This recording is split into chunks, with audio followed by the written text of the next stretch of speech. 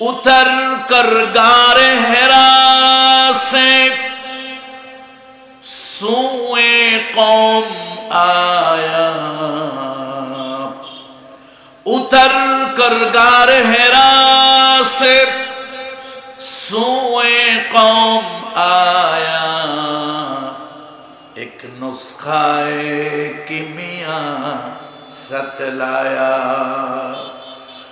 ওই হেরা পর্বতে মাঝে মাঝে বিরতি দিয়া দীর্ঘ 5টি বছর যিনি ধ্যানে মগ্ন ছিলেন, চিন্তায় গবেষণায় মগ্ন ছিলেন, বয়স যখন 40 হয়ে গেল, আল্লাহ তাআলা জগৎ বিখ্যাত একখানা গ্রন্থ তাকে আল্লাহ তাআলা দান করলেন, একটা ঐশী বাণী দান করলেন। আর সে বাণী দিয়ে তিনি গোটা পৃথিবী পাল্টায় দেওয়ার চেষ্টা করলেন। সুবহানাল্লাহ। মুহাম্মদ রাসূলুল্লাহ সাল্লাল্লাহু আলাইহি ওয়াসাল্লাম শিশু বয়স থেকে 40 বছর বয়স পর্যন্ত তার জাতির কাছে ছিলেন। সবাই তার স্বভাব চরিত্র, কথাবার্তা, আচার ব্যবহার ইত্যাদি দেখে খুশি হয়ে তাকে বলতো, মুহাম্মদ আনতা আল আমিন, মুহাম্মদ তুমি সত্যবাদী, তুমি বিশ্বস্ত, মুহাম্মদ আনতা রফিক, আনতা সাদিক, আনতা সিদ্দিক, আনতা আজিজ, কাদা কাদা কাদা। এরকম অনেক প্রশংসা বিভূষণ মুহাম্মদ রাসূলুল্লাহ সাল্লাল্লাহু আলাইহি ওয়াসাল্লামকে তারা দিয়েছিল। কিন্তু দুর্ভাগ্য তিনি যখন তাওহীদের দাওয়াত দিয়েছিলেন, রিসালাত যখন প্রকাশ করেছিলেন, সর্বপ্রথম তার আপনজনেরা তার উপরে ভৎসনা করলো, ধ্বংস হও মুহাম্মদ তুমি, ওয়াইলাক। শুধু তাই নয়, তাকে নির্যাতন করলো, অত্যাচার করলো, রক্তাক্ত করলো। আমার কথা হচ্ছে, নীলফামারীর আপামর জনগণ, আলহামদুলিল্লাহ আপনারা দ্বীনের প্রতি যথেষ্ট ভালোবাসা আপনাদের আছে। সহজ সরল মানুষগুলো, কঠিন কোনো পেশের কথা আপনারা বুঝবেন না, আর কঠিন কোনো পেশের কথা আমি বলবো না। এটাও এক ধরনের ইনস্টিটিউশন, এক ধরনের এটাও মাদ্রাসা, তবে এটা 3 ঘন্টা 4 ঘন্টার মাদ্রাসা। সবাই আমরা ছাত্র, ওস্তাদ হলো কোরআন। সবাই আমরা কি বলুন তো, কোরআনের ছাত্র হতে কারো কি কোনো আপত্তি আছে? কারো কোনো আপত্তি নাই। আসুন, এই যে ফর ফিউ টাইম এই ইনস্টিটিউশনটা, এই মোবাইল মাদ্রাসায় আমরা 2 ঘন্টা 3 ঘন্টা কিছু শিক্ষা নিয়ে যাব। এই শিক্ষা আমাদের বাস্তব জীবনে আমরা প্রয়োগ করব। প্রকৃত মুসলমান হয়ে কবরে যাব, ইহকালে পাবো শান্তি, পরকালে পাবো মুক্তি। বন্ধুরা আমার, মুহাম্মদ রাসূলুল্লাহ সাল্লাল্লাহু আলাইহি ওয়াসাল্লাম আল্লাহ তাআলার পক্ষ থেকে যে কোরআন পেলেন, সে কোরআন দিয়ে জাতিকে পরিচালনার চেষ্টা করলেন। কোরআনের ভাষ্য অনুযায়ী তিনি মানুষকে দাওয়াত দিলেন। এখানে বিরোধ বাজলো। সমাজের লোকগুলো এতদিন যারে সত্যবাদী বলেছে, এতদিন যারে আল আমিন বলেছে, বিশ্বস্ত বলেছে, আজকে তাদের জবান থেকে বের হলো, আনতা কাযাবতা, আনতা কাযাবতা লাস্তা মুরসালা, তুমি মিথ্যা বলতেছো, তুমি আসলে কোনো নবী নও। নাউজুবিল্লাহ বলবেন না? আমার নবীকে যখন এ কথা বলা হলো, তুমি মিথ্যা বলছো, তুমি নবী নও, মুহাম্মদ রাসূলুল্লাহকে কেউ যদি কোনো আঘাত করে, কথার দ্বারা, কাজের দ্বারা, কোনো কিছু দিয়ে যদি তাকে আঘাত করে, ওই আঘাত আরশে আজিমে গিয়া লাগে। আল্লাহর হাবিবকে কেউ আঘাত করলে আল্লাহ তাআলা আরশ থেকে সাথে সাথে তার জবাব দেয়। কাফেররা বলল, আনতা কাযাবতা লাস্তা মুরসালান, তুমি মিথ্যা বলছো, তুমি নবী নও, তুমি নবী হতে পারো না। আল্লাহ তাআলা জানিয়ে দিলেন, ইয়াসিন ওয়াল কুরআনিল হাকীম ইন্নাকা লামিনাল মুরসালিন। নবী হে, আমি কসম খাচ্ছি, হে ইয়াসিন, ইয়া সাইয়্যিদুন নাস, হে মানব জাতির সর্দার, আপনি মন খারাপ করবেন না। আপনি মন খারাপ করবেন না। আমি আল্লাহ তাআলা সাক্ষ্য প্রদান করছি, কোরআনের কসম খাচ্ছি, আপনি নিঃসন্দেহে নবী, আপনি নিঃসন্দেহে রাসূল। বন্ধুরা আমার, মুহাম্মদ রাসূলুল্লাহর মতো একজন চরিত্রবান মানুষ শুধু সত্যের দাওয়াত দেওয়ার কারণে নানান ধরনের বিরোধিতা তার এলো, নির্যাতন এলো, অত্যাচার এলো, তাকে লোভ দেওয়া হলো, মিথ্যা অপপ্রচার করা হলো। শুধু তাই নয়, তার চরিত্রে কলঙ্ক দেওয়া হলো। আস্তাগফিরুল্লাহ, আস্তাগফিরুল্লাহ। কোনো কিছুই রাসূলুল্লাহকে দমিয়ে রাখতে পারে নাই। আল্লাহ নবী ওই যে হেরা গুহায় ওহী পেলেন, ওই ওহী তিনি যখন প্রচার করলেন, প্রকাশ করলেন, ওহীর দাওয়াত যখন দিলেন, তখন আপনজনেরা বাধা দিল, হাজারো বাধা দিল, কাজ হলো না। এবার কাবা ঘরের পশ্চিম উত্তর কোণে একটা জায়গা আছে, কাফেররা ওই জায়গায় পরামর্শ করে, ওইটা হলো তাদের পার্লামেন্ট, ওটার নাম হলো দারুন নদওয়া।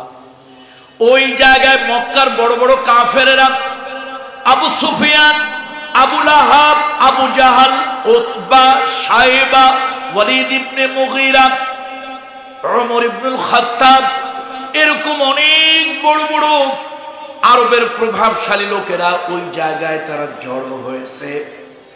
তারা বলল, আমরা অনেক বললাম, মুহাম্মাদের ব্যাপারে অনেক বললাম, সে যেন কালেমার দাওয়াত না দেয়, কোরআনের দাওয়াত যেন না দেয়। এতবার তাকে বললাম, কোনোভাবেই সে কালেমার দাওয়াত বন্ধ করে না, দাওয়াত দিতে থাকে।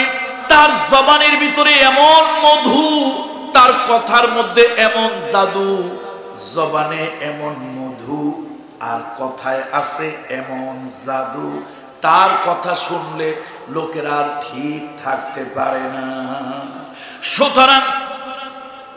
সুতরাং তাকে একটা লোভ দাও, লোভ দাও, এই কালেমার দাওয়াত, কোরআনের দাওয়াত যেন না দেয়। এই লোভটা কার মাধ্যমে দেবে? দুইজন মানুষ বড় বিশ্বস্ত, দুইজন মানুষ মুহাম্মাদের বড় বিশ্বস্ত। একজন হলো তার দাম্পত্য জীবনের সাথী, কনজুগাল লাইফের পার্টনার, সুখ দুঃখের সাথী, তার নাম হলো খাদিজা বিনতে খুয়াইলিদ। কলিজার থেকে শ্রদ্ধা ভক্তি নিয়ে পড়েন রাদিয়াল্লাহু তাআলা আনহা, পড়েন, সবাই পড়েন রাদিয়াল্লাহু তাআলা আনহা। এটা হলো রাসূলুল্লাহ আপন এক বন্ধু, সুসময় বন্ধু বটে, সুসময় বন্ধু বটে। অনেকেই হয়, অসময় হায় হায় কেউ কারো নয়। মা খাদিজা রাসূলের শুধু স্ত্রী ছিলেন না, মা খাদিজা রাসূলুল্লাহর বিপদের দিনের বন্ধু ছিলেন। পর্দার আড়ালের যে সকল মা এবং বোনেরা আজকের ওয়াজ শুনছেন, আমি মা এবং বোনদেরকে বলবো, খবরদার, স্বামীদের সাথে চাকর নকরের মতো আচরণ করবেন না। মা খাদিজা ছিলেন ধনাঢ্য নারী, ওই যুগে লক্ষ লক্ষ দিনার দিরহামের মালিক ছিলেন। মা খাদিজার বংশীয় আভিজাত্য ছিল কুরাইশ বংশ, আব্দে মানাফ গোত্রের সন্তান তিনি আসমানি কিতাবের আলেমা ছিলেন, পূর্ববর্তী আসমানি কিতাব তিনি পড়তে জানতেন, মা খাদিজা লিখতে জানতেন। শুধু তাই নয়, আরবের প্রভাবশালী লোকদের মধ্যে তিনিও একজন ছিলেন। শুধু তাই নয়, মা খাদিজার চেহারা ছিল এত সুন্দর, মনে হয় যেন আল্লাহ তাআলা তার কুদরতের নিজের হাত দিয়া এই পৃথিবীতে যাদেরকে বানিয়েছেন তার মধ্যে দুইজন শ্রেষ্ঠ। একজন হলেন ইব্রাহিম খলিলুল্লাহর প্রথম স্ত্রী বিবি সায়রা বা বিবি সারা, আর একজন হলেন মুহাম্মদ রাসূলুল্লাহ সাল্লাল্লাহু আলাইহি ওয়াসাল্লামের জীবন সঙ্গিনী মা খাদিজা বিনতে খুয়াইলিদ। বয়স বেড়ে গিয়েছিল, কিন্তু তারপরেও আলহামদুলিল্লাহ তার চেহারার মধ্যে সৌন্দর্য ছিল, জৌলুস ছিল, রূপ ছিল। তবে তার একটা গুণ ছিল, গোটা আরবের মানুষ তাকে জানতো এক বাক্যে, তাকে খাদিজা বলে লোকেরা ডাকতো না, ডাকতো তহেরা। কি বলে ডাকতো? তহেরা মানে পবিত্রা, সতী। অর্থাৎ তার চরিত্রে কোনো সুন্দরী নারীদের চরিত্র ভালো থাকে না, হাজারো মানুষের সাথে তলে তলে ইটিস পিটিস থাকে, কিন্তু মা খাদিজা শত্রু তার ব্যাপারে এ কথা বলতে পারতো না যে উনি সুন্দরী তবে চরিত্র ভালো না। সবাই শত্রু মিত্র পক্ষে বিপক্ষে সবাই এক বাক্যে মা খাদিজার ব্যাপারে প্রকাশ্যে গোপনে সামনে পিছনে সব জায়গায় তার ব্যাপারে একটা বাক্য বলতো, সে তহেরা। কি বলেন তো? বলেন সে কি? তহেরা, পবিত্রা নারী। মিটিং হইতেছে কোথায় ভুলে গেছেন না মনে আছে? দারুন নদওয়া। দারুন নদওয়া আজ থেকে 25 বছর আগে যারা হজ করেছেন তারা জানেন বাবুল উমরার পাশে একটা গেট ছিল। এটা হলো খানায় কাবা থেকে উত্তর তবে পশ্চিম অ্যাঙ্গেলে একটা গেট ছিল, গেটটার নাম ছিল বাবুল নাদওয়া। এখন অবশ্য কাবা ঘর রেনোভেশন হয়েছে, এক্সটেনশন হয়েছে, রেনোভেশন হয়েছে, সংস্কার হয়েছে, বড় করা হয়েছে, এখন অনেক কিছুই নাই। আমি এই গেটটা আমি দেখেছি দারুন নদওয়া কোন দিকে ছিল এবং কোথায় ছিল, সেই বরাবর গেটটাও ছিল। দারুন নদওয়ায় তারা মিটিংয়ে বসলো। মুহাম্মাদের জবানে আছে মধু আর তার তেলাওয়াতে আছে জাম। জবানে আছে, তেলাওয়াতে আছে, এটা যার কান দিয়ে ঢোকে সেই পাগল হয়, ধর্মান্তরিত হয়। সুতরাং পার্লামেন্টে আইন হলো মুহাম্মাদকে যে কোনো ভাবে নিবৃত করো। কেমনে করবা? আচ্ছা, প্রথম তাকে লোভ দাও, অর্থাৎ সে মায়ের পেটে থাকতে বাবাকে হারিয়েছে, মায়ের পেটে থাকতে বাবাকে হারিয়েছে, 4 বছর বয়স পর্যন্ত হালিমার কাছে লালিত পালিত হয়েছে, 6 বছর বয়সের সময় মা জননী গর্ভধারিণীকে হারিয়েছে, 8 বছর বয়সের সময় দাদা, যে দাদা তার সাথে ছায়ার মতো সার্বক্ষণিক লেগে থাকতো, যে দাদা তাকে বুকে আগলে ধরে রাখতো, রাতের বেলায় বুকের কাছে নিয়ে যে দাদা ঘুমাতো, ফি জিল্লিল কাবা, কাবা ঘরের মুলতাজিমের সামনে, মাকামে ইব্রাহিমের পাশে, হজরে আসওয়াদের সামনে একটা ফরাশ বিছিয়ে সার্বক্ষণিক আব্দুল মুত্তালিব যাকে বুকের কাছে ধরে রাখতো, সে দাদাও 8 বছর বয়সের সময় দুনিয়া ছেড়ে চলে গেছে। মুহাম্মাদের আপন 2 জন, বিপদের দিনের বন্ধু 2 জন, একজন হলেন খাদিজা বিনতে খুয়াইলিদ আর একজন হলেন চাচা আবু তালিব। তারা সিদ্ধান্ত নিল যারে তারে দিয়ে লোভ দিলে, বিশ্বস্ত লোক না হইলে, আপনি যদি ডিসি সাহেবের ঘুষ দিতে যান তো ঘুষ তো দিতে পারবেন না, উল্টে আপনার জেল খাওয়া লাগবে। কথা ঠিক কিনা বলেন? অনেকে খায়, নাম ধরে বললাম না, অনেকে খায় মাশাআল্লাহ, এদিক সেদিক কিছু খায়, তবে খায় যে তাদের চ্যানেলের লোকের মাধ্যমে খায়। এগুলো অভাবের কারণে খায় না, স্বভাবের কারণে খায়। এখন কাফেরদের কথা হলো মুহাম্মদ ইবনে আব্দুল্লাহকে তারে লোভ দিয়ে দেখো থামাইতে পারো কিনা। তো লোভটা তো যে সেই দিলে হবে না, খাদিজা আর আবু তালিব এই 2 জন দিলে এটা গ্রহণযোগ্য হবে, গুরুত্ব হবে। সবাই বলো না খাদিজা বিনতে খুয়াইলিদকে দিয়ে হবে না, সে তো তার প্রতি ঈমান এনেছে, তাহলে কাকে দিয়ে? গার্ডিয়ান চাচা আবু তালেবকে দিয়ে দেওয়া। এটা পুরানো ওয়াজ, আপনারা জানেন, কিন্তু আমি নতুন করে আপনাদেরকে একটু বিবেক জাগ্রত করার জন্য পুরাতন ও করে বলছি। বন্ধুরা আমার, আরবের ওই সমাজপতিরা, আরবের গোত্রপতিরা, সমাজ যারা পরিচালনা করে, ওরা আবু তালিবের কাছে গিয়া বলল, আবু তালিব, তোমার ভাতিজা মুহাম্মদ ইবনে আব্দুল্লাহকে তাকে বলো সে যা চায় তাই দেব, সুন্দরী নারী যদি চায় নারী দেব, অর্থবৃত্ত যদি চায় তাও দেব, লাল উট দেব, ঘোড়া দেব, শুধু আমাদের একটা মাত্র দাবি সে রাখবে, তার কথার মধ্যে আছে মধু, তার জবানের ভিতরে আছে মধু, তার তেলাওয়াতের ভিতরে আছে জাদু, সে যেন ওই কালেমার দাওয়াত না দেয়, তেলাওয়াত যেন বন্ধ করে দেয়। সে যদি কালেমার দাওয়াত বন্ধ করে, তেলাওয়াত যদি বন্ধ করে, আমরা তাকে টাকা পয়সা সুন্দরী নারী যা লাগবে তাই দেব। এতেও যদি তার মনটা খুশি না হয়, ওই কাবা ঘরের অর্ধেক তার জন্য খালি করে দেব। শুধু আমাদের একটা ছোট্ট দাবি, এই সত্যের দাওয়াত আর দেওয়া যাবে না। রাসূলুল্লাহ যখন ঘরে ফিরে এলেন, আবু তালেব আল্লাহর নবীকে বড় ভালোবাসতো। আবু তালেব একজন কাফের। ও মুসলমানেরা, নীলফামারীর ভাইরা, বাবাজিরা, মুরব্বীরা শোনেন, আজকে রাতের বেলায় গিয়া বুকে হাত দিয়ে বলবেন, কামরুল ইসলাম সাঈদ একটা কথা বলে গিয়েছে, আবু তালেব কাফের হইয়া মুহাম্মদ রাসূলুল্লাহর জন্য যা করেছে আজকের যুগের নামধারী, ভেষধারী, লেবাসধারী মুনাফিক মুসলমানরা তা করে না। রাসূলুল্লাহ ভেষধারী কিছু মুনাফিক উম্মত আছে, আবু লাহাবের থেকেও খারাপ। বন্ধুরা আমার, আবু তালিব মুহাম্মদ সাল্লাল্লাহু আলাইহি ওয়াসাল্লামকে ছোটবেলায় বুকের কাছে নিয়ে ঘুমাইতো, তার অনেকগুলো বাচ্চা কাচ্চা। এখন লোকেরা কয়, আবু তালিব তোমার নিজের বাচ্চা থাকতে পরের বাচ্চা, ভাইয়ের ছেলে বুকের কাছে নিয়ে ঘুমাও, কারণ কি? আবু তালেব চোখের পানি ছেড়ে দিয়ে কয়, শোনো, আমারটার তো বাপ আছে, আমারগুলোর কি আছে, কিন্তু ইয়েতিমের তো বাপ নাই। বাপের অভাব, দাদার দুঃখ যেন তার মনের ভিতরে জাগ্রত না হয়, এই জন্য রাতের বেলায় এই এতিমটারে আমি বুকের কাছে নিয়ে ঘুমাই।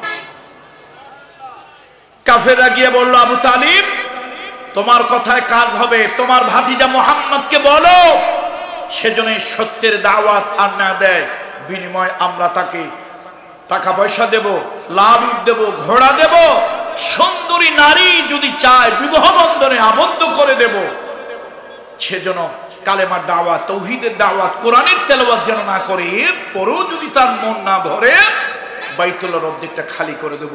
রাসূলুল্লাহ যখন দাওয়াতি কাজ সেরে ঘরে এলেন, আবু তালেব গিয়া বুঝায়, বাবা মুহাম্মদ সমাজের লোকদেরকে খেপাইও না। তারা বলেছে তুমি যদি এই তাওহীদের দাওয়াত, রিসালাতের দাওয়াত, কোরআন তেলাওয়াত না করো, তাহলে তোমাকে তারা এই জিনিস দেবে। আল্লাহ নবী কি বলেছিলেন এটা সবাই জানে, এখানে একটা লোক নাই যে বলবে আমি এই ওয়াজটা জানি না, আপনারা সবাই জানেন। আল্লাহ নবী বলেছিলেন, চাচা সুন্দরী নারী তাদের পক্ষে দেওয়া সম্ভব, টাকা পয়সা তাদের পক্ষে দেওয়া সম্ভব, লাল উট তাদের পক্ষে দেওয়া সম্ভব, কিন্তু যা তাদের পক্ষে দেওয়া সম্ভব নয়। আমি মুহাম্মদ ইবনে আব্দুল্লাহ আমার এক হাতে যদি আকাশের চাঁদটা তারা এনে দেয়, আমার আর এক হাতের ভিতরে যদি আকাশের সূর্যটা তারা এনে দেয়, এরপরও আমি মুহাম্মাদুর রাসূলুল্লাহ সাল্লাল্লাহু আলাইহি ওয়াসাল্লাম সত্যের দাওয়াত থেকে দূরে সরে যাব না। লোভ দিয়ে কাজ হইল না।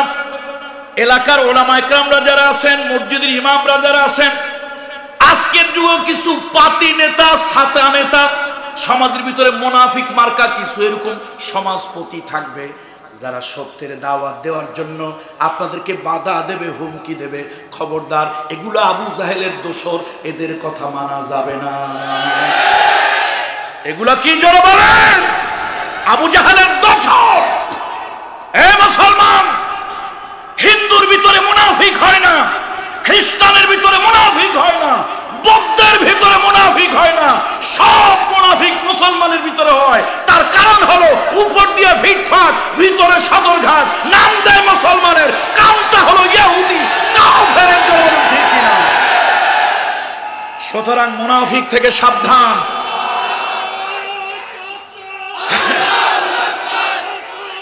কাদের থেকে সাবধান? জোর বলেন, কাদের থেকে সাবধান? মুনাফিকদের থেকে সাবধান। এটা বড় ভয়ঙ্কর, বড় ডেঞ্জারাস, বড় খতরনাক। মুনাফিক কি হিন্দুর ভিতরে, বৌদ্ধের ভিতরে, খ্রিস্টানের ভিতরে? মুনাফিক কোন জায়গায়? মুনাফিক মুসলমানের ভিতরে। এই জন্য কাফেরের জায়গা হবে জাহান্নামের মাঝখানে, আর মুসলমান নামধারী, ভেষধারী এই মুনাফিক গুলোর জায়গা হবে কোথায়? জাহান্নামের নিচখানে। বন্ধুরা আমার, রাসূলুল্লাহর এটা কাজ হলো না। আবার দারুণ্যদয় মিটিং বসে গেল। তারা বলল, শোনো, এটা দিয়ে তো কাজ হইল না, লোভ দিলাম, হুমকি ধামকি দিলাম, মার দিলাম, কোনো কিছু তো কাজ হলো না, তো কি করবা? এবার তার বিরুদ্ধে একটা মিথ্যা প্রচার অপপ্রচার কর।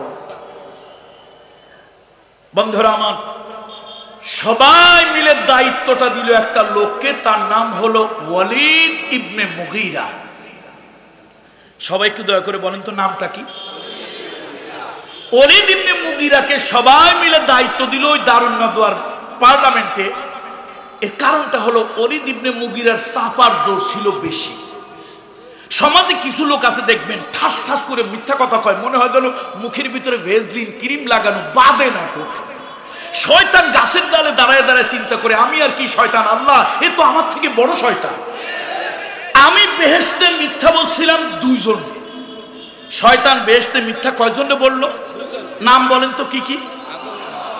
লা তাকরাবা হাদিহি শাজারা, আল্লাহ বলেছিলেন ইয়া আদম উসকুন আনতা ওয়া যাওজুকাল জান্নাহ, আদম রে তুমি আর তোমার স্ত্রী এই বেহেশতে থাকো, যা মনে লয় তাই খাও, যা মনে লয় তাই করো, যেখানে ইচ্ছা সেখানে যাও, শুধু আমি আল্লাহর একটা হুকুম, লা তাকরাবা হাদিহি শাজারা। কে বলছে? এখন শয়তানে সেই 2 জনের ফুসলায় মিথ্যা কথা কয়। শোনেন, আল্লাহ যে ওখানে বলছে সব জায়গায় ঘুরতে বললো, এক জায়গায় নিষেধ করলো, কারণটা কি?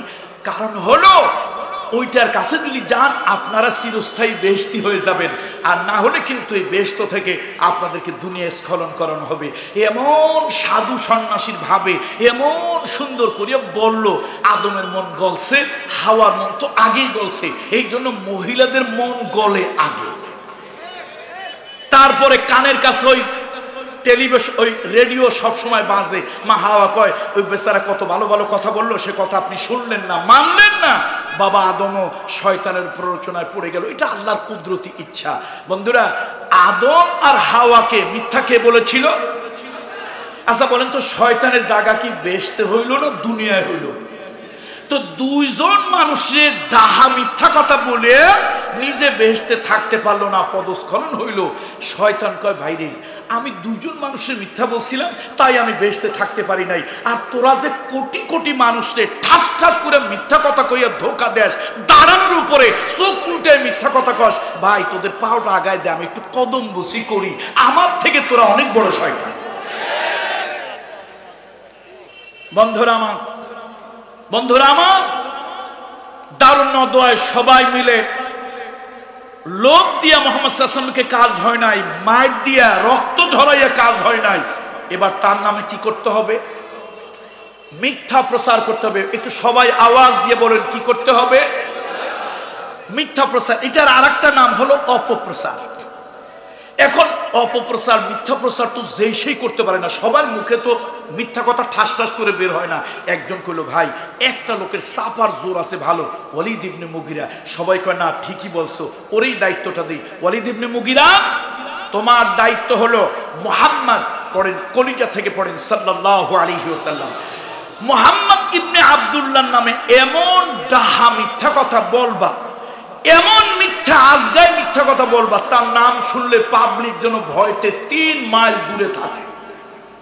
এখন ওয়ালিদ ইবনে মুগীরা রাত ভর চিন্তা করছে কোন মিথ্যা বলবে যে তার থেকে দূরে থাকবে। শেষে অনেক চিন্তা ভাবনা করিয়া একটা মিথ্যা পাইছে, কয় যে পাগলরে মানুষ ডরায়। পাগলরে মানুষ ডরায় না, ভয় পায় না, আপনাদের নীলফামারী পায় না কেন? পাগলের তো ঠিক ঠিকানা নাই, কখন কি করে, কারে মারে কারে ধরে, কোন গাড়িতে ইট মারে, কোন গাড়িতে ঢেল মারে, কারে কি করে, কারে কি বলে, তার তো ঠিক নাই। পাগলের কাম কাজ তো উল্টা পাল্টা। সুতরাং ওয়ালিদ ইবনে মুগীরা চিন্তা করলো কয়দিন পরে হজের মৌসুম, যুলকাদা, যুলহিজ্জা, মুহররম, এই মাসগুলোতে বিদেশ থেকে পর্যটক আসবে, হজ করার জন্য আসবে। লাত, মানাত, উজ্জা, হুবুল দেবতার সামনে তারা অর্ঘ্য নিবেদন করবে, হাদি জবা করবে। এই জায়গায় তারা ওই অনেকে ওকাজ মেলায় যাবে। আমি যদি এই জায়গায় গিয়া মুহাম্মাদের বিরুদ্ধে সাল্লাল্লাহু আলাইহি ওয়াসাল্লাম তার বিরুদ্ধে যদি মিথ্যা প্রচার করতে পারি, ভুলেও একটা বিদেশি মানুষ তার কাছে যাবে না। মুহাম্মাদের কাছে যদি না যায়, এই কালেমার দাওয়াত, কোরআনের দাওয়াত পাবে। সবাইকে না, এই একটা সুন্দর বুদ্ধি হয়েছে। এখন কাবা ঘরের পূর্বে হলো জাবালে আবু কুবাইস, কাবা ঘরের পূর্ব দিকে হলো সাফা, এটা হলো পূর্ব দক্ষিণে।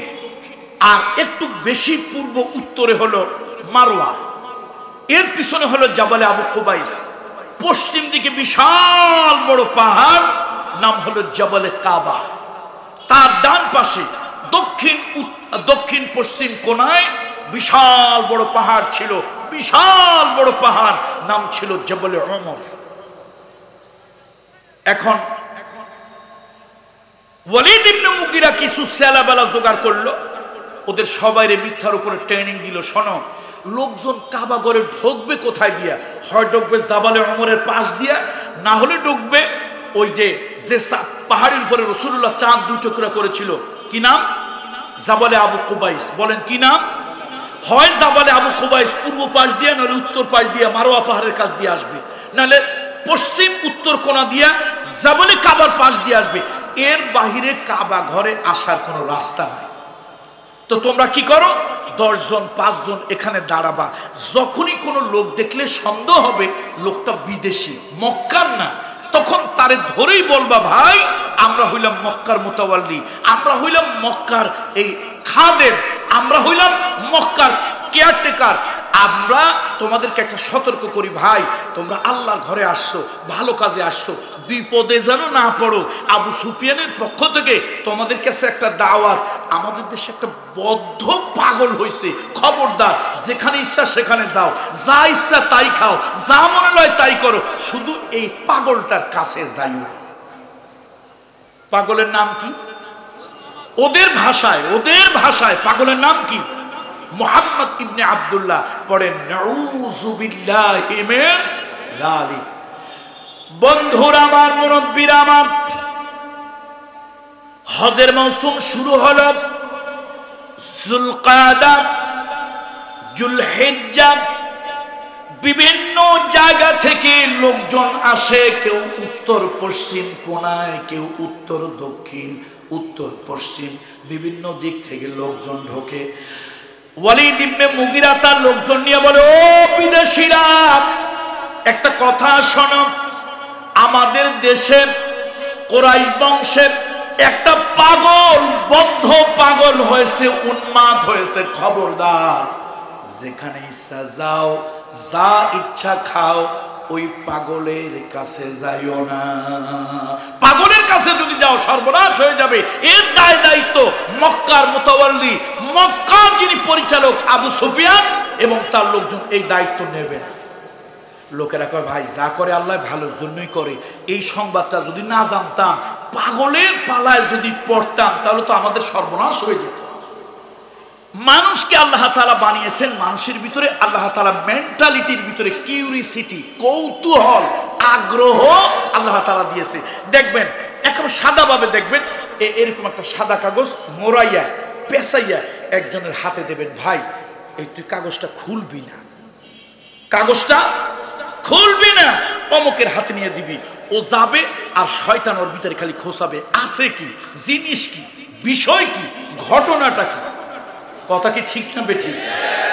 নাই কিন্তু কি, নাই কিন্তু কিচ্ছু, কিন্তু খালি যতই হাঁটবে দিলের ভিতরে খালি খোঁচাবে, জিনিসটা কি, আছে কি, তো দিল কি, ব্যাপারটা কি, ঘটনাটা কি। কথা কি সত্য না মিথ্যা? এখন মানুষকে আল্লাহ তাআলা মানুষের হিউম্যানিটির ভিতরে, মানুষের মানবিক স্বভাবের ভিতরে আল্লাহ তাআলা কৌতূহল, কিউরিসিটি দিয়েছে। এখন সবাই যার যার ওই কাবা ঘর তওয়াফ করছে, কেউ আবার কাবা ঘর ল্যাংটা হইয়া তওয়াফ করছে। কেন? এই যে আমরা কাপড় চোপড় কিনি, এগুলো সুদের টাকা মাকা আছে, 2 নম্বরই 6 নম্বরই টাকা আছে, এইগুলো দিয়া আল্লাহর ঘর তওয়াফ করা যাবে না। উরিয়ানান, উলঙ্গ ল্যাংটা হয়ে তওয়াফ করছে। কেউ বা দেবতার সামনে গিয়া ওই যে দেশের থেকে হাদি নিয়ে আসছিল পশু, ওই পশুকে বলা হয় আল্লাহর ঘরের উদ্দেশ্যে যে পশু আনা হয় ওইটাকে হাদি বলে, হাদি জবা করেছে। এখন যার যার বাড়ি যাবে। আপনারা যদি নতুন ঢাকায় যান তো মন চায় না, ঢাকায় আসলাম 1 সপ্তাহ রইলাম চলে যাব, আচ্ছা ঢাকায় দেখার মতো কি আছে একটু দেখে যাই, আবার কবে আসবো তার তো ঠিক নাই। কি কথাটা সত্য না মিথ্যা? চিটাগাং গেছেন, 10 দিন ছিলেন, মনে মনে চিন্তা করবেন আসলাম 10টা দিন রইলাম, কি কি আছে, সমুদ্রের পাড়টাও দেখলাম না, চিটাগাংয়ের হিল, বড় বড় বাটালি হিল, পাহাড়, এগুলোও দেখলাম না, তো কি করলাম? এটা মানুষের ভিতরে একটা আগ্রহ। এখন সব কিছু দেখছে, সব কাজ করছে, একজন আরেকজনকে বলে ভাই সব কি হয়েছে? কয় ভাই সব তো হয়েছে, কিন্তু একটা জিনিস হয় নাই, ওই যে একটা পাগল আছে, পাগলের কথা বলছিল, ওই পাগলটা দেখা হয় নাই।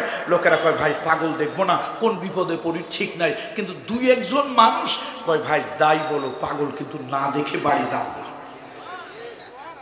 পাগল না দেখে যাব না কেন? আরে পাগল তো দুনিয়ার সব জায়গায় আছে। যেই পাগলের নাম এরকম মোড়ে মোড়ে অ্যানাউন্স হয়, ঘোষণা দেওয়া হয়, নিশ্চয় ওই পাগল ব্যতিক্রম ধর্মী পাগল। পাগল দেখবো তারপরে বাড়ি যাব। বন্ধুরা আমার, মুরব্বীরা আমার, কোরআনুল কারীমের ভিতরে আল্লাহ তাআলা 29 পারার 2 নম্বর সূরা, কত পারা? 29 পারার 2 নম্বরের সূরা, সূরার নাম হলো কলম। তারা আমার নবীকে পাগল বলল, পাগল বলল। আল্লাহ তাআলার আরশে আজিমে গিয়ে আঘাত লাগলো। আল্লাহ তাআলা বলেন নুন ওয়াল কলামি ওয়া মা ইয়াসতুরুন মা আনতা বিনি'মাতি রাব্বিকা বিমাজনুন। খবরদার, আমি আল্লাহ কলমের কসম করি, আমার ফেরেশতারা কাতার বন্দী হয়ে দাঁড়ায়, আমি তার কসম করি। ও দুনিয়ার মানুষ ভালো করে শোনো, আমার যিনি পয়গম্বর মুহাম্মদ ইবনে আব্দুল্লাহ, ভালো মানুষ, সুস্থ মানুষ, আমার নবী, আমি আল্লাহ কসম খাচ্ছি তিনি পাগল নন। আমার নবী পাগল নয়। এখন লোকেরা পাগল দেখতে গেছে। ভাই পাগল গরমের দিনে গায়ে দেয় শীতের পোশাক, শীতের দিনে পাগল গায়ে দেয় কোন দিনের পোশাক? গরমের দিনের পোশাক। পায়ের মোজা মাথায় দেয়, মাথার জিনিস পায়ে লাগায়। এই তো পাগলের কাজ। পাগলের গায়ের মধ্যে ময়লা, পায়ের মধ্যে ময়লা, কাপড় চোপড়ে ময়লা, দুর্গন্ধ। কিন্তু আমার নবী কেমন? আমার নবী কেমন? মা আয়েশার কাছ থেকে শোনেন। আমার নবী কেমন? শামাইলে তিরমিজির থেকে শোনেন। শামাইলে তিরমিজির ভিতরে এসেছে, দুধের মধ্যে যদি আলতার রং মিশানো হয়, ওই দুধের যেই রং হয়, আমার হাবিবে কিবরিয়া দয়ার নবীর গায়ের রংটা অমন ছিল। আমার দয়ার নবীর ভুরু দুইটা জোর ভুরু ছিল। আমার দয়ার নবী না ছিল বেশি লম্বা, না ছিল খাটো।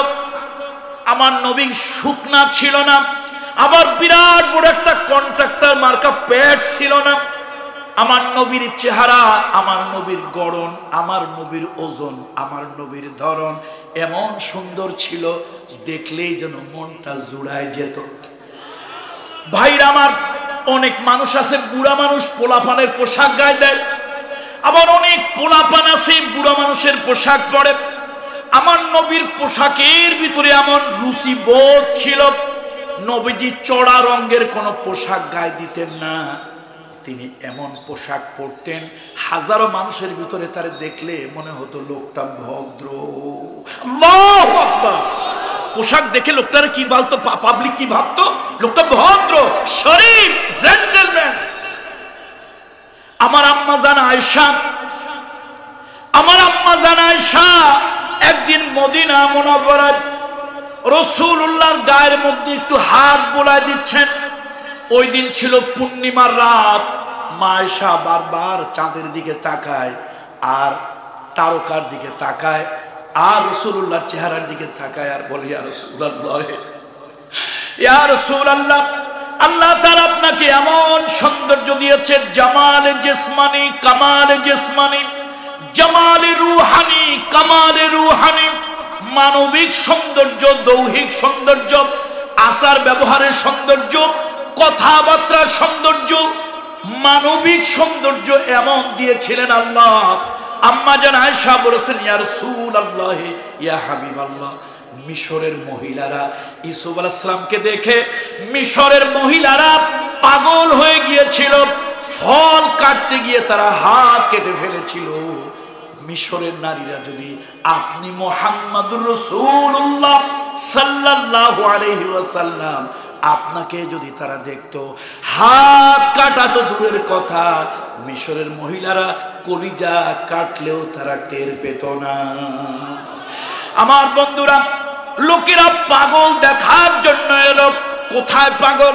ওই যে দেখো জাবালে আবু কুবাইসের পাদদেশে আবু লাহাবের বাড়ির পাশে আবু জাহেলের বাড়ির পূর্ব দিকে ওই যে দেখো পাগল দূরের থেকে যখন আমার নবীকে এক নজর যখন দেখেছে ওই বিদেশি লোকগুলি চোখের পলক ফেলাতে পারে নাই, চোখের পলক দিতে পারে নাই। এমন সুন্দর পরিপাটি চেহারা, বিন্যস্ত দাড়ি, চুলগুলো সুন্দর, জামা কাপড় পরিষ্কার পরিচ্ছন্ন, পোশাকে মার্জিত পোশাক, ভদ্র পোশাক, চড়া রং না, কড়া রং না, খারাপ দেখতে দেখা যায় না। লোকের একজন আর একজনকে বলে ভাই পাগল তো দুনিয়ায় আছে, এমন ভদ্র শালীন পরিষ্কার পরিচ্ছন্ন পাগল, এই পাগল দুনিয়া আছে তা তো জানা ছিল না। চলো এই পাগলটা অন্যরকম হবে, তার কাছে যাই। আমার নবীর কাছে তারা এলো। রাসূলুল্লাহ কোরআন পড়েন, আল্লাহর হাবিব সাহেবে কোরআন, মনের মাধুরী মিলায়া রাসূলুল্লাহ কোরআন পড়ে। বিদেশি লোকগুলি আরবি ভাষা বোঝে, রাসূলুল্লাহর পাশে তারা ভিড় করে দাঁড়ায়। আল্লাহর হাবিবের জবান থেকে কোরআন শুনে চোখ দিয়ে পানি টটটট করে পড়ে আর বলে আপনি কে? রাসূলুল্লাহ বলেন আমি হলাম আল্লাহর নবী, আল্লাহ আমাকে নবুয়ত দিয়েছেন। আরে শুধু কাফেররা কেন, রাসূলুল্লাহ কোরআন তেলাওয়াত শুনে জিনেরা পর্যন্ত পাগল হয়ে গিয়েছিল। বিশ্বাস না হয় আজও গিয়ে দেখো জান্নাতুল মুআল্লা, মাকবারা মুআল্লার পিছনে কালের সাক্ষী হয়ে এখনো দাঁড়িয়ে আছে মসজিদে জিন। মানুষ তো দূরের কথা, আমার হাবিবে কিবরিয়ার জবান থেকে কোরআন তেলাওয়াত শুনে জিন পর্যন্ত পাগল হয়ে গেছে।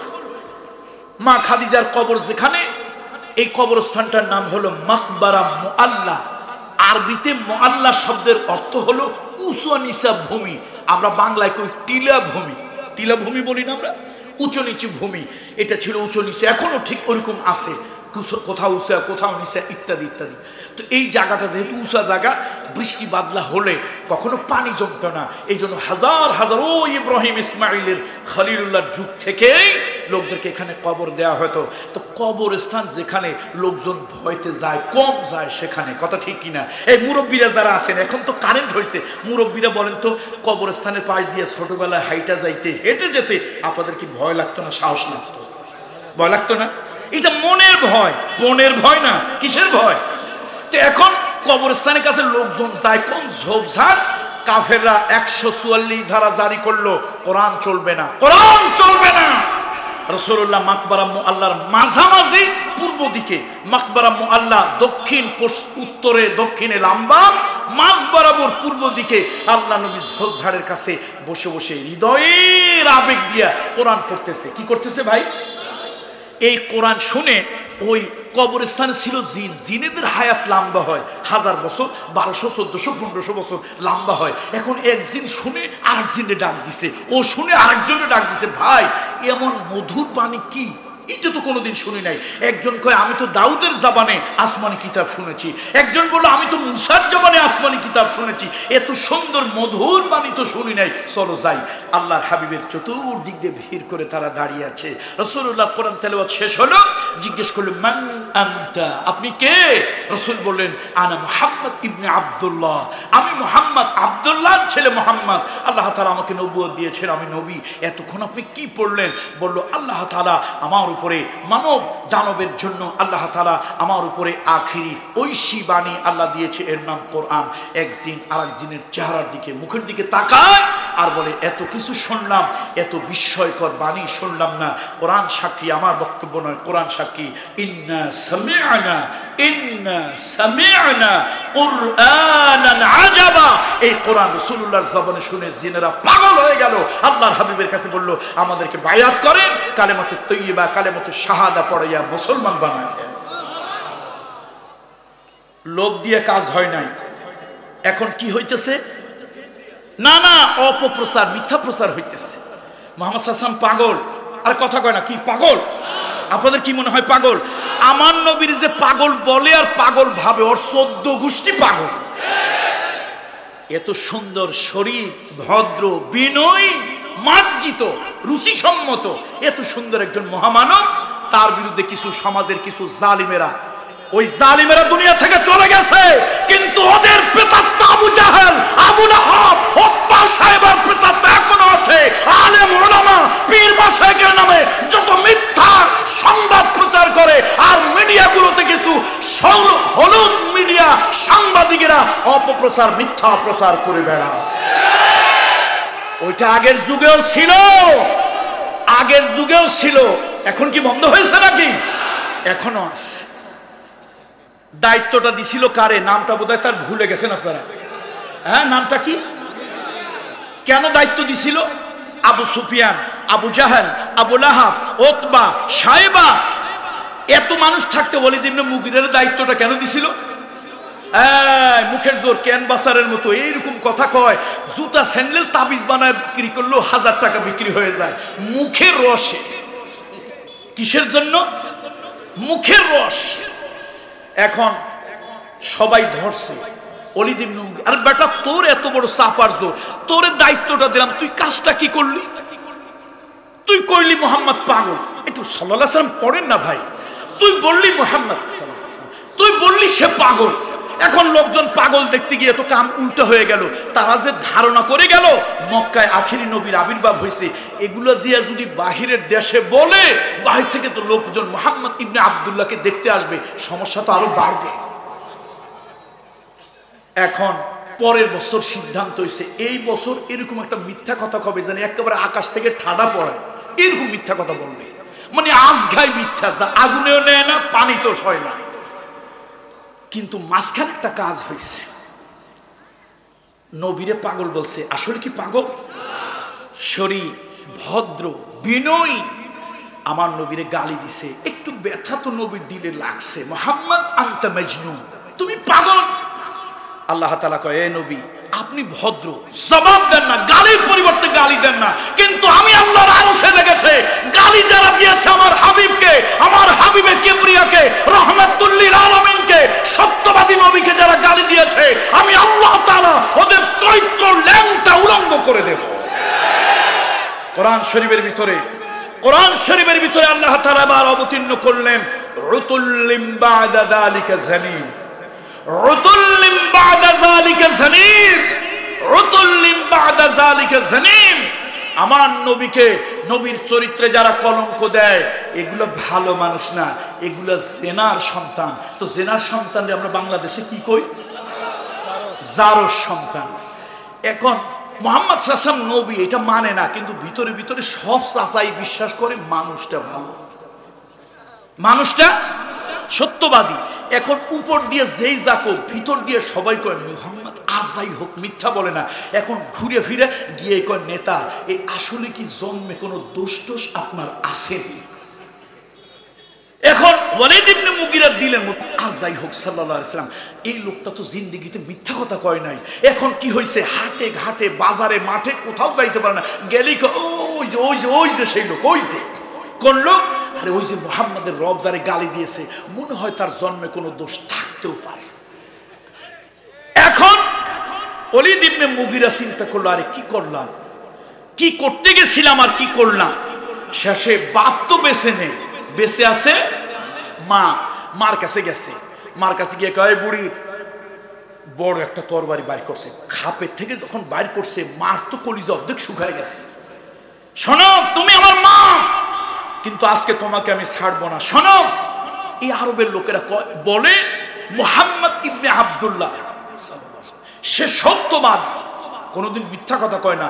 তার জবান থেকে আমার জন্মের ব্যাপারে বক্তব্য এসেছে, তার রব বলেছে আজকে বলো, তুমি সত্য কথা বলো, না হলে এই তরবারি দিয়ে তোমাকে 2 টুকরা করব। মা থরথর করে কাঁপতেছে আর বলতেছে, শোন, অন্য কারো ব্যাপারে হইলে আমি বলতাম না, কিন্তু মুহাম্মদ ইবনে আব্দুল্লাহর মতো একটা ভালো মানুষ, আজকে আমি তার ব্যাপারে সত্য গোপন রাখবো না। সত্য গোপন? এই ওয়ালিদ ইবনে মুগীরা, তোর বাবা আরব জাহানের বড় নেতা ছিল, তোর বাপ একটা হুঙ্কার মারলে বাঘ আর ছাগল এক ঘাটে পানি পান করত। তোর বাপের সব ছিল, উপর দিয়ে ফিটফাট, ভিতরে সদরঘাট। তোর বাপ বাহিরে ছিল সিংহ, আমার বিছানে আসলে হয়ে যেত ভেড়া। তোর বাপ ছিল নপুংসক। আর কি ভাইয়া বলা লাগবে? ছোট ছোট বাচ্চারা আছে না, মাহফিল রেকর্ড হইতেছে না আমার কথা, তো এরপর কি আর সোজা বাংলায় ভাঙিয়ে বলা লাগবে না? বসছেন আপনারা? আপনারা কি বসছেন না বোঝেন নাই? এর থেকে যারা বোঝেন নাই বাড়ি গিয়ে কচু গাছের সাথে একটা গলায় দড়ি লাগায় থাকে। কয় যে তোর বাপের হুঙ্কারে বাঘ আর ছাগল এক ঘাটে পানি খাইতো, তোর বাপের কথা শুনলে মানুষ থরথর করে কাঁপতো, জমিন হুঙ্কার দিলে কাঁপতো, কিন্তু আমার বিছানে আসলেই তোর বাপ ভেড়া ছাগল হয়ে যেত। শেষে আমার মাতৃত্বের খায়েশ মেটে না, তোর বাপের আমি একটা লাথি মেরে বিছান থেকে ফেলায় দিতাম। আমি চলে যেতাম ঘোড়ার রাস্তা বলে, উটের রাস্তা বলে যেতাম, ছাগলের রাস্তা বলে যেতাম। ওইখানকার যুবক রাখালদের সাথে রাতের বেলায় আমি জেনায় লিপ্ত হতাম। এই জেনার দ্বারা আমি গর্ভবতী হইলাম, তুই হলি সেই সন্তান। শুনছেন আপনারা না শোনেন নাই? আপনারা কি শুনছেন না শোনেন নাই? তাহলে আমার নবী শরীফ, ভদ্র, বিনয়ী, রুচিসম্মত, মানবতা বোধ সম্পন্ন, ভালো মানুষ, মহামানব, তার মতো সোনার মানুষ, চরিত্রবান মানুষ, যার চরিত্রের সার্টিফিকেট স্বয়ং আরশের মালিক আল্লাহ নিজে দিয়েছে। যার চরিত্রের সার্টিফিকেট স্বয়ং কে দিয়েছে? আল্লাহ নিজে দিয়েছে যার চরিত্রের সার্টিফিকেট। ওয়া ইন্নাকা লাআলা খুলুকিল আযীম। ওই যুগে আমার নবীর নামে অপপ্রচার, মিথ্যা প্রচার করে চরিত্রে কলঙ্ক দিতে চেয়েছিল ওয়ালিদ ইবনে মুগিরা। আল্লাহ তারে কি করছে? ল্যাংটা করে দিয়েছে।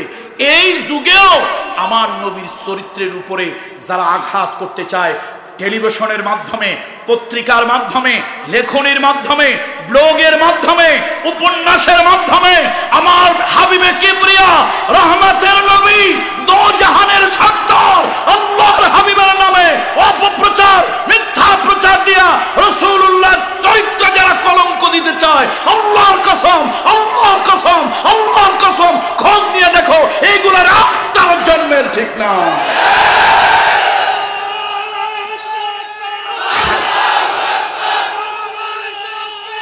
বন্ধুরা আমার, বন্ধুরা আমার, বন্ধুরা আমার, ষড়যন্ত্র আছে না নাই? মিথ্যা প্রচার এখনো দুনিয়ায় আছে না নাই? আসুন, বলতেছিলাম রাসূলুল্লাহ সাল্লাল্লাহু আলাইহি সাল্লাম মানবতার এক মহান শিক্ষক, মানবতার এক মহান শিক্ষক।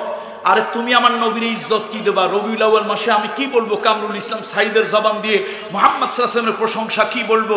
যার ইজ্জত স্বয়ং আরশের মালিক আল্লাহ নিজে দিয়েছেন। বন্ধুরা আমার, এই দুনিয়ায় যত নবী এসেছে সব নবীকে আল্লাহ তাআলা একবার, দুইবার, পাঁচবার নাম ধরে রেখেছেন।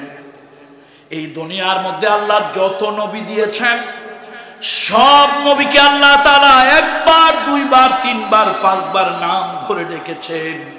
কিন্তু আপনার জন্য যে নবী আল্লাহ দিয়েছেন, আমার জন্য নবী যে আল্লাহ দিয়েছেন, গোটা কিয়ামত পর্যন্ত মানুষের জন্য আল্লাহ তাআলা যে নবী দিয়েছেন, ওই নবীকে আল্লাহ তাআলা একবার নাম ধরে ডাকেন নাই। শুধু তাই নয়, আজকে আমি যেখান থেকে তেলাওয়াত করেছি, আজকে আমি যেখান থেকে তেলাওয়াত করেছি, আমার নবীর সামনে কয়েকজন সাহাবী কথা বলতেছিলেন। তারা যেন তেন সাহাবী নন। আমার নবীর সামনে যারা কথা বলতেছিলেন তারা দুনিয়ায় জান্নাতের টিকিট প্রাপ্ত। আমার নবীর সামনে কথা বলতেছিলেন এমন কয়েকজন সাহাবী যাদের মধ্যে দুইজন জান্নাতি টিকিট প্রাপ্ত, যাদের ব্যাপারে বলা হয়েছে তারা শরীয়তের অন্তর্ভুক্ত। আলাইকুম বিসুন্নতি ওয়া সুন্নতি খুলাফাইর রাশিদিন আল মাহদিয়িন। একজন হলেন আবু বকর সিদ্দিক, কলিজা থেকে পড়েন রাদিয়াল্লাহু তাআলা আনহু। আরেকজন হলেন ওমর ইবনুল খাত্তাব রাদিয়াল্লাহু তাআলা আনহু। এই দুজন সাহাবী রাসূলুল্লাহর সামনে একটু কথা বলতেছিলেন। সেটা হলো দুইটা বংশ, এলাকার একজন গোত্রপতি মুরব্বী কাকে বানাবে, এই এলাকার চেয়ারম্যান অথবা মেম্বার কে হবে, এই এলাকার রমদা, এই এলাকার কমিশনার কে হবে, এই এলাকার দায়িত্ববান কে হবে। আবু বকর সিদ্দিক বললেন ইকরা ইবনে হাবিস, ওমর ইবনুল খাত্তাব বলল কাকা ইবনে মা'বাদ। এই দুইজনের নাম প্রচার করলো। আবু বকর সিদ্দিক বলল, ও ওমর, তুমি আমার বিরোধিতা কেন করো ভাই? আমি যার নাম বলেছি লোকটা কিন্তু খুব যোগ্য, উপযুক্ত। সাইয়েদনা ওমর বলেন, ও আবু বকর সিদ্দিক, আপনি কেমনে ভাবলেন আপনার বিরোধিতা আমি করি? আপনার মতো মানুষের বিরোধিতা আমি কেন করব? কি জন্য করব? আপনি ইকরা ইবনে হাবিসকে বলেছেন, আপনার কাছে ভালো লেগেছে, আমার কাছে মনে হয় ওই এলাকার জন্য কাকা ইবনে মা'বাদ উপযুক্ত। এই যে দুইজন জান্নাতি মানুষ, মানব কুলের ভিতরে সাহাবীদের ভিতরে দুইজন শ্রেষ্ঠ মানুষ, জলিল কাদরের মানুষ, এলাকার দায়িত্বশীল কে হবে এই কথা নিয়ে একটু কথা কাটাকাটি হচ্ছিল। তাও আবার কোনো রাগারাগি না, হাসি তামাশার ছলে কথা কাটাকাটি হচ্ছে। কিন্তু এক পর্যায়ে গিয়ে আওয়াজটা একটু বড় হয়ে গেছে নবীজির আওয়াজের থেকে। নবীজির আওয়াজ থেকে আওয়াজটা বড় হয়ে গেছে। আমার আরশে আজিমের মালিক আল্লাহ তাআলা সহ্য করেন নাই। ও দুনিয়ার মানুষ, আমার নবীরে আমি কখনো নাম ধরে ডাকি নাই, আমার নবীকে আমি কখনো আল্লাহ তাআলা নাম ধরে ডাকি নাই। আমার নবীকে খবরদার তোমরাও নাম ধরে ডাকবে না। আমার নবী যেই জায়গায় থাকবে খবরদার এত ইজ্জত আমার নবীকে করবে। আমার নবীর আওয়াজের থেকে বড় আওয়াজে কখনো তোমরা কথা বলবে না। ইয়া আইয়ুহাল্লাযীনা আমানু লা তারফাউ আসওয়াতাকুম ফাওকা সাওতিন নবী ওয়া লা তাজহারু লাহু বিল কওলি কাজহরি বা'দিকুম লিবা'দিন আন তাহবাতা আ'মালুকুম ওয়া আনতুম লা তাশউরুন। ও ঈমানদারেরা, খবরদার কখনো যদি কথা বলো আমার নবীর আওয়াজের উপরে উচ্চ আওয়াজ দিয়ে কথা বলবে না। আমার হাবিবকে এত সম্মান, আমার হাবিবকে এত মর্যাদা আমি আল্লাহ তাআলা দিয়েছি। আমার হাবিবের সামনে উচ্চ আওয়াজে, উচ্চ ভলিউমে, হাই ভলিউমে শাউটিং করে লাউডলি কেউ যদি কথা বলে, আমি আল্লাহ তাআলা তার জীবনের সব আমলগুলি আমি আল্লাহ বরবাদ করে দেব।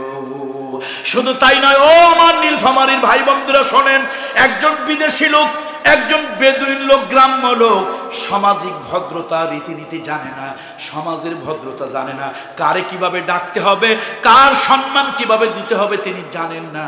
ওই লোকটা হলো বধূ, আরবিতে বলে বধূ, আমরা বলি গ্রাম্য গেয় লোক, ভালো লেখাপড়া জানে না।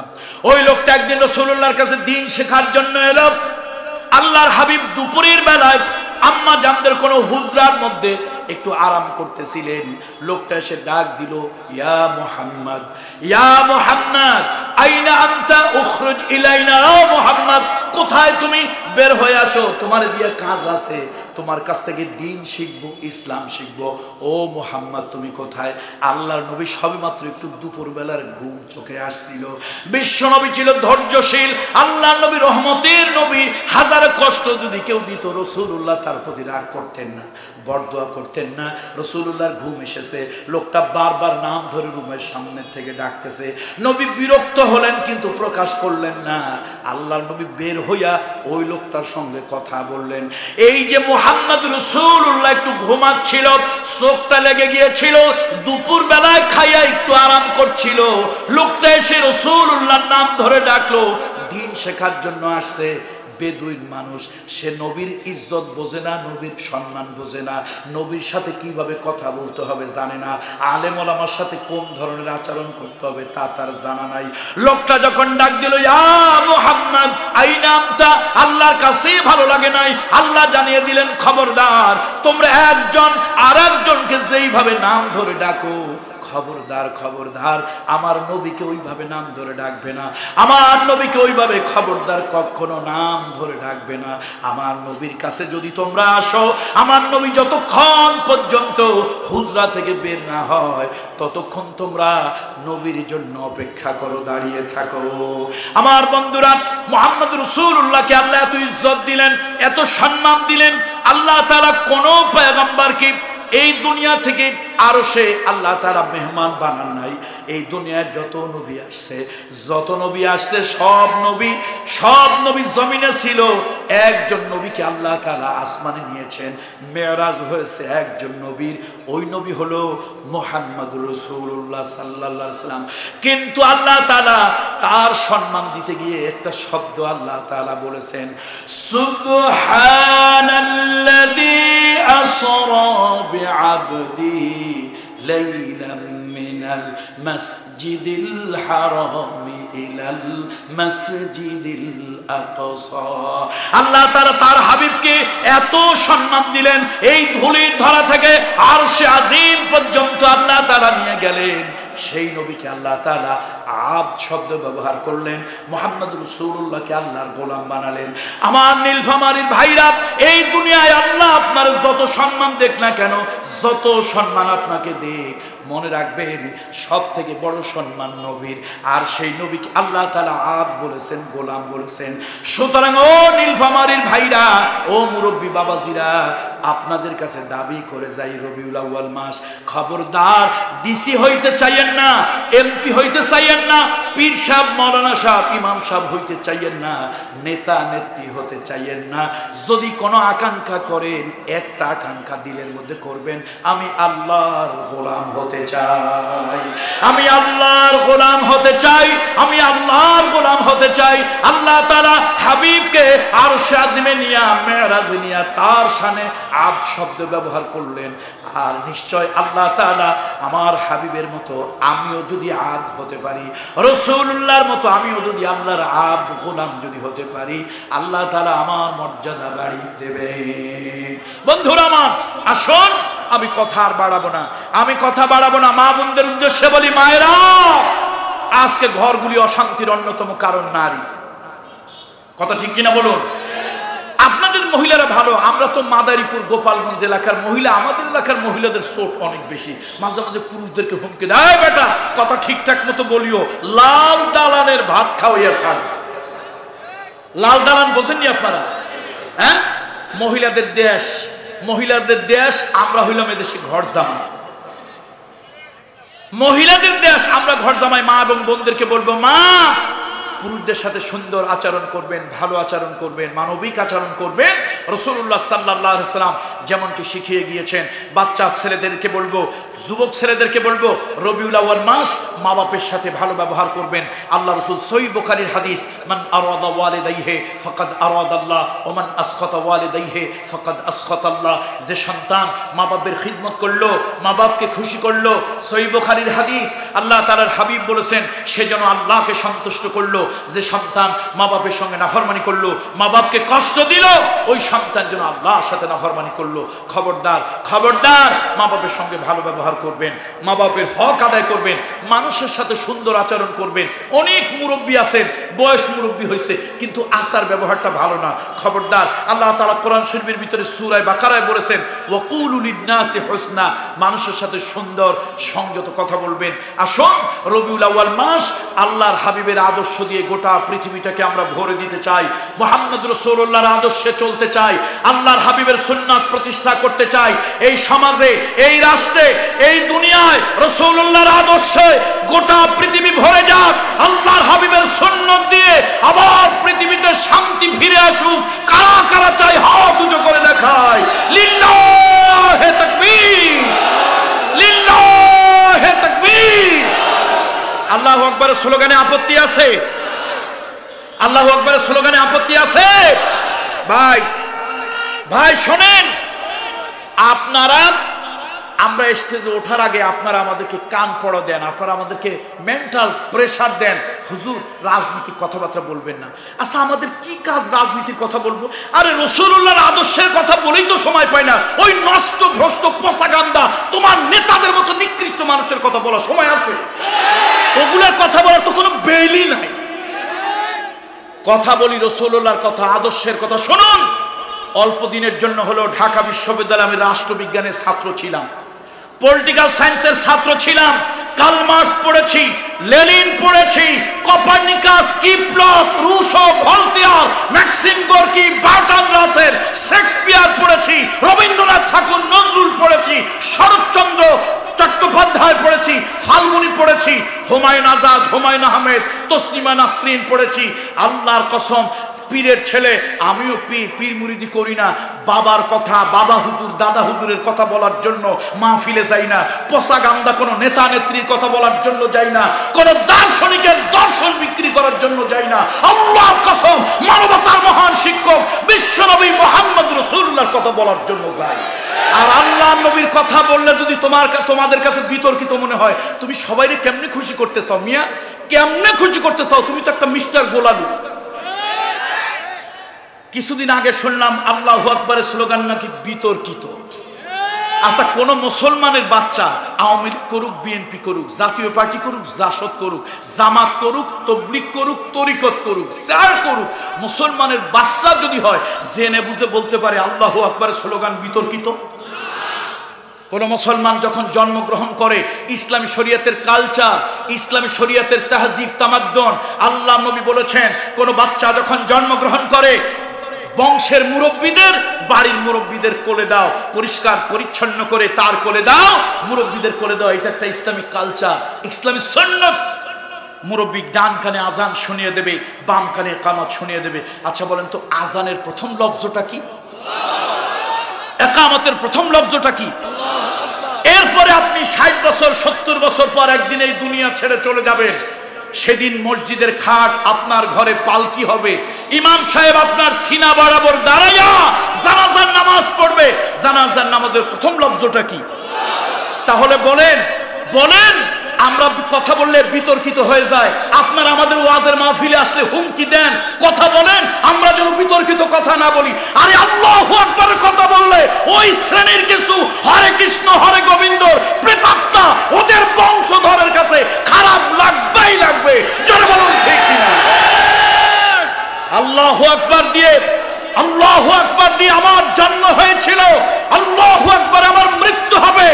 যদি কোন দল বলে আল্লাহু আকবার বিতর্কিত, যদি কোন নেতা বলে আল্লাহু আকবার বিতর্কিত, আল্লাহর কসম, আল্লাহর কসম, এমন দল আর এমন নেতাকে আজ থেকে আইন তালাক, বাইন তালাক, গাইন তালাক, 3 তালাকে পৃথক করে দিন।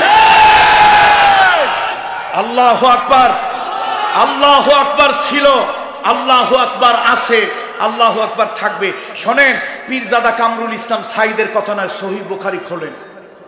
বুখারীর ব্যাপারে কার সন্দেহ আছে? কার সন্দেহ আছে? বুখারী কি আওয়ামী লীগ, বিএনপি, জাতীয় পার্টি, জাসদ, জামাত ইসলামের? বুখারী সবার। বুখারী শরীফের কিতাবুল মাগাজি খোলেন। মোতার প্রান্তরে রোমকদের বিরুদ্ধে 3000 সাহাবীরা যুদ্ধ করেছিল। রাসূলুল্লাহ সেনাপতি বানায় একজন।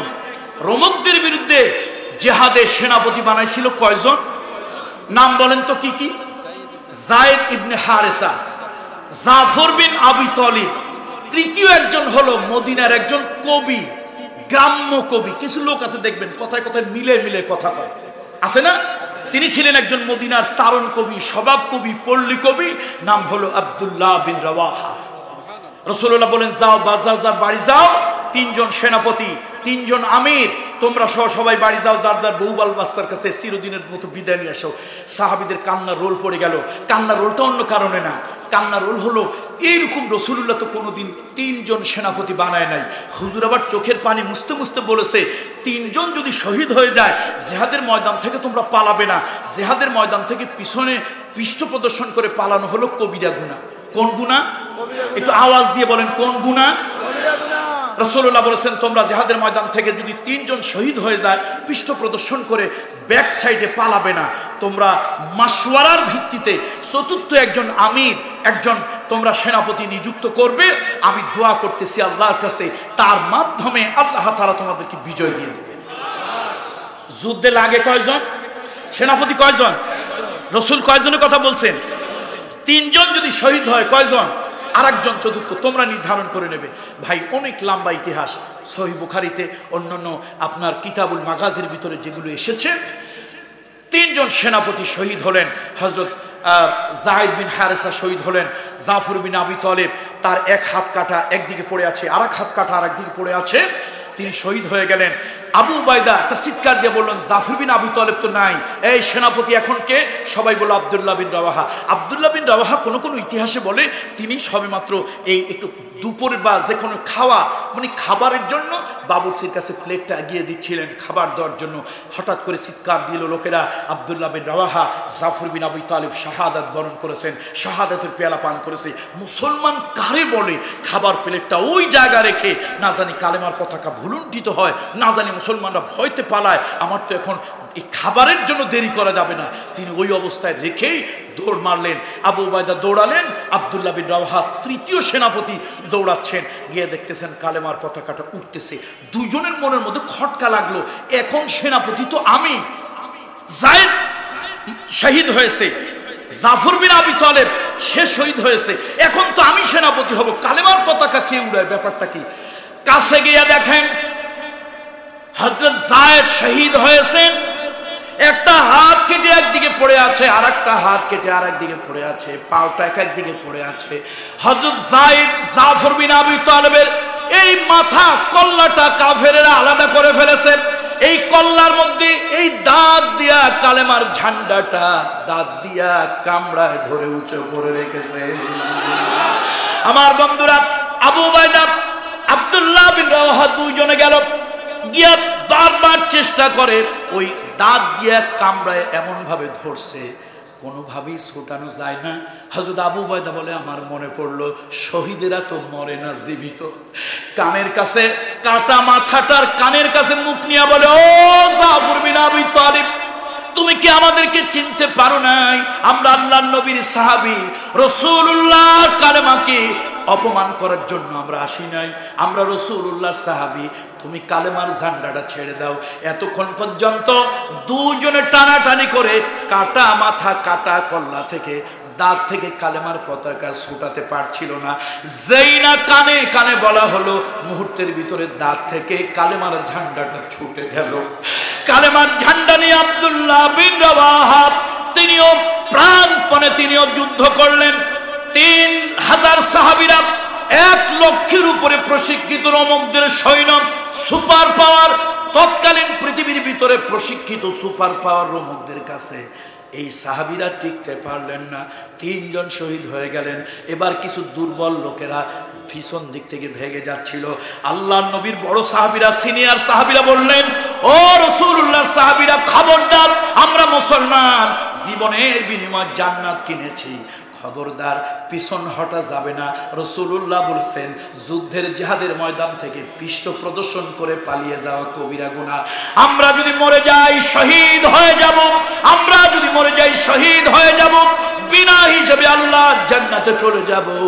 আর যদি বেঁচে থাকি, গাজীর মর্যাদা আল্লাহ তাআলা দান করবেন। তোমাদের কি মনে নাই রাসূলুল্লাহ কি বলেছিল? এবার সবার ভিতরে প্রাণ চাঞ্চল্য সৃষ্টি হলো।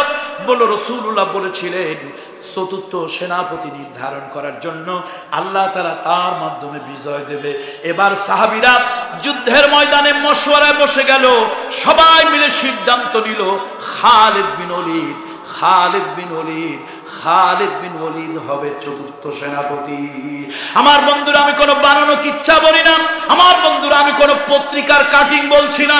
ও মুসলমান, তোমার মুসলমানের ইতিহাস বলি, বাস্তব ইতিহাস বলি, সত্য ইতিহাস বলি। চতুর্থ সেনাপতি খালিদ বিন ওলীদ হলেন। মুসলমানদেরকে এক জায়গায় করে বললেন, ভাই, আমরা তাদের থেকে শক্তিতে দুর্বল, অস্ত্রে দুর্বল, জনসংখ্যায় দুর্বল, আমরা তাদের সাথে যুদ্ধ করে পারবো না। আমি যুদ্ধের কৌশল পাল্টাতে চাই, একটা নতুন অস্ত্র ব্যবহার করতে চাই, একটা নতুন অস্ত্র ব্যবহার করব। আমার দৃঢ় বিশ্বাস ওই অস্ত্রে কাফেরেরা পরাজিত হবে, কাবু হয়ে যাবে। ও মুসলমানেরা, এক হাতে তরবারি থাকবে, এক হাতে তরবারি থাকবে, আর এক হাতে ঢাল আত্মরক্ষার জন্য থাকবে। আর আগামীকাল প্রত্যেক মুসলমানের জবানের ভিতরে আল্লাহু আকবারের ধ্বনি থাকবে। আমরা যখন পাহাড়ে উঠবো আল্লাহু আকবার, আমরা যখন তাবু থেকে বের হব আল্লাহু আকবার, আমরা যখন বাতিলের উপরে সত্যের জন্য আক্রমণ করব আল্লাহু আকবার। আমার বন্ধুরা, 3000 সাহাবী এক বাক্যে আল্লাহু আকবার, আল্লাহু আকবার, আল্লাহু আকবার বলে যখন এগিয়ে গেল, কাফেরদের কলিজার মধ্যে ভূমিকম্প শুরু হয়ে গেল। তারা বুঝতে পারলো এতদিন যারা সেনাপতির দায়িত্ব পালন করেছে আসল সেনাপতি কেউ ছিল না, আজকে বোধহয় অরিজিনাল সেনাপতি আসছে। এতদিন মুসলমান সেনাবাহিনী অস্ত্র লুকায় রাখছিল, আজকে বোধহয় তারা বের করছে। কাফেরদের দিলের মধ্যে আল্লাহ তারা ভয় ঢুকায় দিলেন আল্লাহু আকবারের ধ্বনিতে। আমি বলি না, হাদিস বলে, ইতিহাস বলে, আল্লাহু আকবারের ধ্বনিতে ময়দানে মুসলমানরা বিজয় হয়ে গেল। সুতরাং আমরা কি আল্লাহু আকবারের পক্ষে না বিপক্ষে? যে কোন দল হোক, মুসলমান, আমি আমার হিন্দু মা, হিন্দু বোন, হিন্দু ভাই, তার ধর্মকে, তার উলুধ্বনিকে, তার শাখা সিঁদুরকে আমি কেড়ে নিতে বলি না, অসম্মান করতে বলি না, অপমান করতে বলি না। আমার হিন্দু মায়ের হাতে শাখা থাক, এটা তার ধর্ম। আমার হিন্দু বোনের কপালের ভিতরে সিঁদুর থাক, আমি মুছে দিতে যাব না, এটা তার কালচার, তার ধর্ম। আমার হিন্দু মা বোন সন্ধ্যাবেলায় পূজা দেয়, পূজারি উলুধ্বনি দেয়, আমি তার ঘরে গিয়া উলুধ্বনি বন্ধ করে দেব না, এটা তার বিশ্বাস, তার ধর্ম। আমার ইসলাম অন্য ধর্মের উপরে বাড়াবাড়ি আর জবরদস্তি করতে বলে না। কিন্তু আমার স্লোগান হলো আল্লাহু আকবার। আমার জবান থেকে যদি আল্লাহু আকবার কেউ কেড়ে নিতে চায়, আমার মুখ থেকে যদি আল্লাহু আকবার কেড়ে নিতে চায়, এমন মুসলমান মুনাফিক, এই মুনাফিককে আমি ছেড়ে কথা বলবো না। আল্লাহ তাআলা আমাদের সকলের প্রতি রহম করুন। আল্লাহ আমাদের সকলের প্রতি রহম করুন। অন্য ধর্মের লোকদের আমরা নিরাপত্তা দেব, অন্য ধর্মের লোকেরা স্বাধীনভাবে তার ধর্ম পালন করবে। যদি আমার কোনো হিন্দু ভাই এসে আমাকে বলে আমি নিরাপত্তাহীনতায় ভুগতেছি, সাইয়েদনা ওমরের উত্তরসূরি, আমি রাত জেগে তাকে পাহারা দেব। সুতরাং আমরা অন্য ধর্মের লোকদের সাথে আমাদের চুলকানি খাউজানি নাই। আমাদের খাউজানি কাদের সাথে বলেন তো? মুনাফিক কি হিন্দুর মধ্যে থাকে, বৌদ্ধের মধ্যে থাকে, খ্রিস্টানের মধ্যে থাকে? মুসলমানের নাম মুসলমানের মধ্যেই থাকে, উপর দিয়ে ফিটফাট, ভিতরে এই জাতীয় মুনাফিকরা সাবধান হয়ে যাও। এই মুনাফিকরা সাবধান হয়ে যাও। দাড়ি রাখলে মুসলমান হয় না। রবীন্দ্রনাথ ঠাকুরেরও দাড়ি ছিল, লেনিনেরও দাড়ি ছিল। পাগড়ি মাথায় দিলেই মানুষ বিরাট বড় বুজুর্গ হয়ে যায় না। শিখেদের জন্মের পরে পাগড়ি লাগায়, মৃত্যু পর্যন্ত থাকে। অকামেও পাগড়ি, সুকামেও পাগড়ি, তাই বলে তারা কেউ মুসলমান হয় না। সুতরাং ভেষধারী, লেবাসধারী মুনাফিকেরা সাবধান হয়ে যাও, সাবধান হয়ে যাও। ইসলামের কথা বলবো, ইসলামের পথে চলবো, রাসূলুল্লাহর আদর্শ বিক্রি করব। তোমরা দেওয়ালে দেওয়ালে লেখো আমরা অমুকের আদর্শের সৈনিক। ওই পচা গান্দার নেতাদের কথা বলার কোনো সময় আছে? সময় আছে? আমরা এমন এক মহা নেতার কথা বলি যার চরিত্রের সার্টিফিকেট কোথা থেকে আসছে? কোথা থেকে? আল্লাহ না, বলেন আরশে আজিম থেকে। কোথা থেকে আসছে? আরশে আজিম থেকে, লৌহে মাহফুজ থেকে আসছে। যার চরিত্রের সার্টিফিকেট উজ্জ্বল স্বর্ণাক্ষরে আল্লাহ লিখে দিয়েছেন, ওয়া ইন্নাকা লাআলা খুলুকিল আযীম। সুতরাং সেই নবীর কথা, সে মহামানবের কথা বলবো, তার আদর্শে চলবো, তার আদর্শের কথা বলবো। কে কি বললো, কে কি হুমকি দিল, কে দাওয়াত দিবে, কে দাওয়াত দিবে না, কে পক্ষে বলবে, কে বিপক্ষে বলবে, এগুলি পরোয়া করা যাবে না। আল্লাহ তাআলা আমাদের সকলের প্রতি রহম করুন। আল্লাহ তাআলা এই মাহফিলকে কবুল করুন।